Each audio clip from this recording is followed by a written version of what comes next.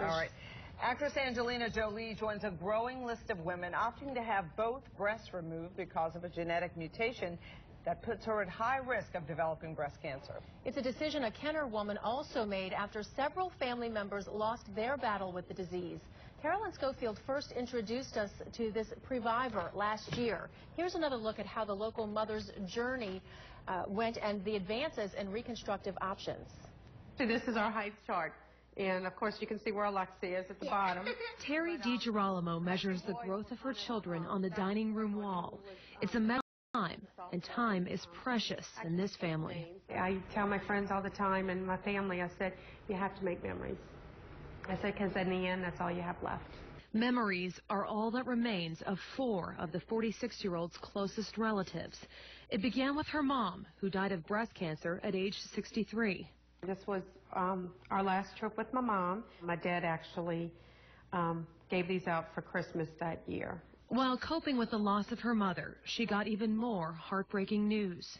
My aunt attended the funeral, and we found out right after the funeral that she had ovarian cancer and then passed away about 4 months after that.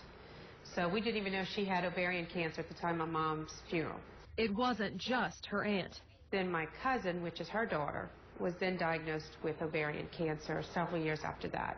And she's actually the one that did the genetic testing. Her cousin had a BRCA1 mutation, a genetic problem that significantly increases the risk of breast and ovarian cancers. It runs in families. Both Terry's mom and aunt had the gene mutation. Her cousin, who died from ovarian cancer, also had it. Her cousin's sister did not. Another sister and brother haven't yet been screened. Terry and her 4 siblings decided to get tested. Her older brother tested positive. 2 of her younger sisters tested negative. Terry and her 3rd sister, Sherry, delayed their testing. I was still working with my insurance company to get tested, and Sherry was holding off to get tested because she was actually thinking about having another child. So she was waiting to just give it a little time, and then she was going to be tested. In the meantime, she ended up coming down with the breast cancer. Her sister underwent a bilateral mastectomy and chemotherapy, but the cancer returned. You're unbelievable. The former sensation died 5 days before Christmas 2010, 40 years old, leaving behind a young daughter. Before her sister died, Terry learned her genetic results. She, too, had the mutation. She saw only one option. I already had pretty much made up my mind when I did the test, that if it comes back positive, this is what I'm going to do. She had her breasts and ovaries surgically removed. I didn't want to sit every 6 months, have an exam, and sit in a waiting room and just wait for them to finally tell me, now you do have cancer. She's called a Pre-Vivor, someone who chooses surgery to reduce the risk of cancer.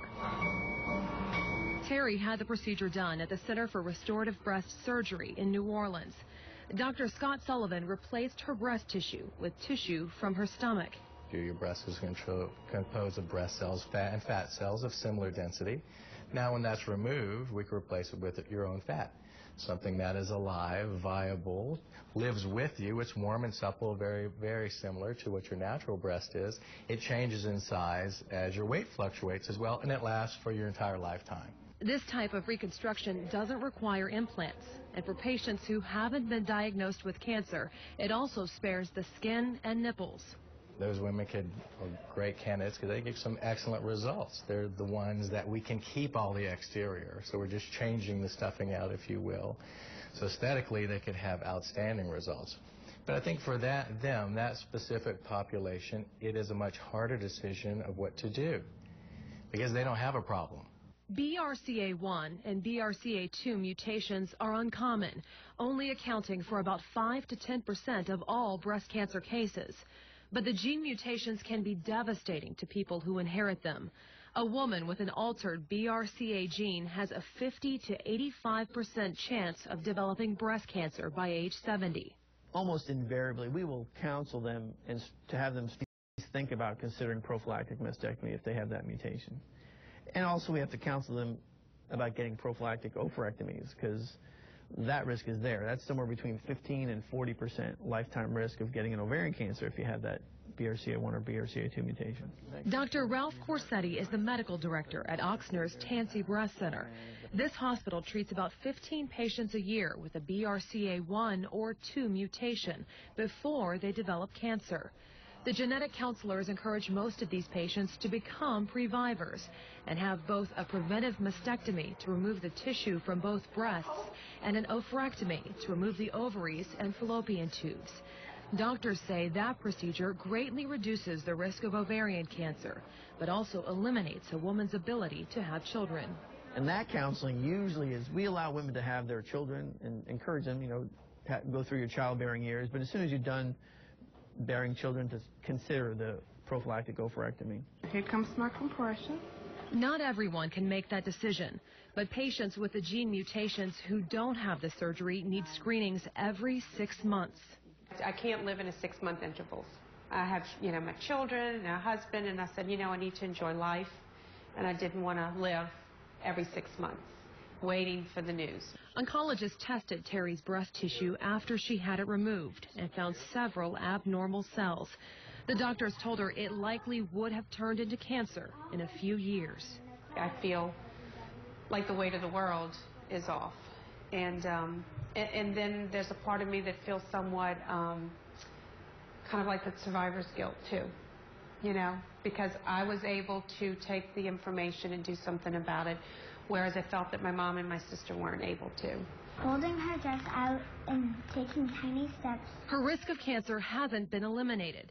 She still needs an MRI every year to look for breast tumors and blood work to check for ovarian cancer. Her brother, who also had the BRCA1 mutation, is at greater risk for breast and prostate cancer. And his children, along with Terry's and Sherry's, will need to be tested one day. It wouldn't really do me any good to test Lexi now to know if she has it or not. Because what would I do with that information right now? I don't need to know that now. But when she's of age, we'll test, we'll understand it, we'll research it, and then she'll make that decision. She lost her mother, sister, cousin, and aunt to cancer. But Terry believes their deaths helped her win the fight. And now she has more time. I feel like we have actually beat cancer. I beat cancer. I didn't let it get me. I didn't let it beat me. Very good. I beat it. Most insurance companies cover the testing and the surgeries if you have a strong family history of breast or ovarian cancer. And Carolyn tells us that Terry's doing just fine today. Yeah. Her health is okay. It sounds like a choice, you're choosing